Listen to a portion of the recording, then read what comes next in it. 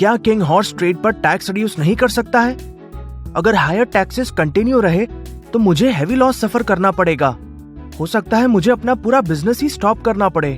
Other horse traders बिना complaints के taxes पे कर रहे हैं, लेकिन वो सब भी इस करंट टैक्स से अनहैप्पी हैं। मैं किंग के पास गया था और उनसे अपनी प्रॉब्लम सॉल्व करने के लिए भी कहा। उन्होंने मेरी बात नहीं सुनी। वो बिजनेस को नहीं समझते हैं।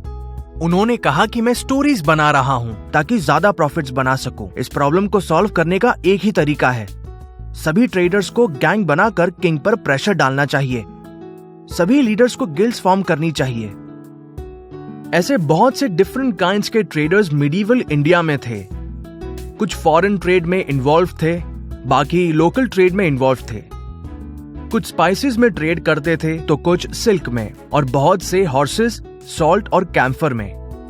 कुछ बिग ट्रेडर्स थे और कुछ स्मॉल, बट उन सभी को पे करने होते थे टैक्सेस। बिल्कुल आज के ट्रेडर्स और बिजनेसमैन की तरह उनके भी कंसर्न्स होते थे रूलर्स की अडॉप्टेड पॉलिसीज को लेकर। अगर एक सिंगल ट्रेडर हाई टैक्सेस को लेकर अपना डिस्प्लेजर एक्सप्रेस करता तो रूलर्स हाई टैक्सेस के इंपैक्ट को एक्नॉलेज नहीं करते थे। सो पास्ट के ट्रेडर्स ने डिसाइड किया एक ग्रुप फॉर्म करने का ताकि रूलर्स से नेगोशिएट कर सके। ऐसे ग्रुप्स को कहा गया गिल्ड्स। अगर एक ट्रेडर्स का बंच अपनी प्रॉब्लम्स रूलर्स के सामने प्रेजेंट करता था तो अपने गोल्स अचीव करने के उनके चांसेस बढ़ जाते थे। रूलर प्रॉब्लम के एग्जिस्टेंस को लेकर कन्विंस हो जाता था। उसे चिंता भी रहती थी कि कहीं टैक्स पेइंग ट्रेडर्स नाराज ना हो जाएं। हॉर्स ट्रेडर्स के गिल्ड्स स्लाइटली ज्यादा पावरफुल थे क्योंकि वो एक ऐसी कमोडिटी सप्लाई करते थे जो कि उस टाइम के वॉरियर्स के लिए बहुत एसेंशियल थी। अगर एक किंग एक सिंगल हॉर्स ट्रेडर को इग्नोर करता तो उसे ज्यादा ट्रबल नहीं होती, लेकिन अगर वो सभी हॉर्स ट्रेडर्स को अपना एनिमी बना लेता तो अल्टीमेटली उसे वॉर में हॉर्सेस की शॉर्टेज हो जाती।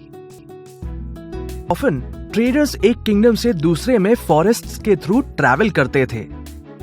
वैल्यूएबल गुड्स के साथ ट्रैवल करना रिस्की होता था। बेशक रूलर्स प्रोटेक्शन ऑफर करते थे, लेकिन उनके पास फास्ट कार्स या सीसीटीवी कैमरास नहीं थे। इसीलिए ट्रेडर्स लार्ज ग्रुप में ट्रैवल करने में सेफ फील करते थे।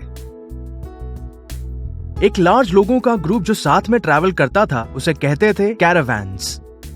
गिल्ड्स ने इन कैरावैन्स को ऑर्गेनाइज करने में भी रोल प्ले किया था, जैसे कि कुछ इंस्क्रिप्शंस में आर्कियोलॉजिस्ट्स ने डिस्कवर किया है, जिससे हमें इन गिल्ड्स की वर्किंग्स समझने में हेल्प मिलती है।